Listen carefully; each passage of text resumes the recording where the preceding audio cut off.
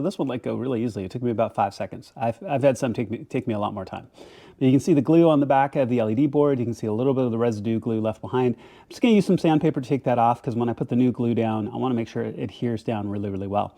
So let's get the new board and talk about thermal glue and getting this set up.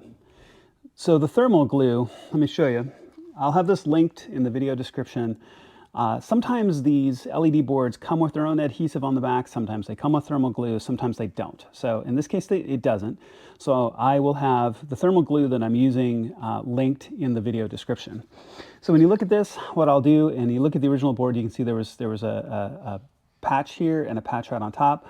I'll just put a small little amount of glue here and a small little amount of glue there, and then press the board down into place. It doesn't take a lot, because what you don't want to do is have enough glue on there that the board is sitting in a bad position or it's coming out the sides or something strangely, right?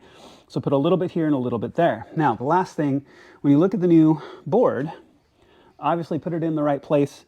The new ones are marked left and right, but they're also oriented a certain way. You can see the notch, you can see the LEDs in the proper corner. You also see that there's a film on them as well, which I really appreciate because you want to avoid touching the LEDs.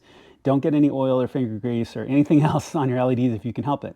So when I push this into place and get this into the radiator, last thing I'm going to do when I reinstall the piece is going to be pulling that film. That's the very last thing, so it's secure and clean as it goes back in.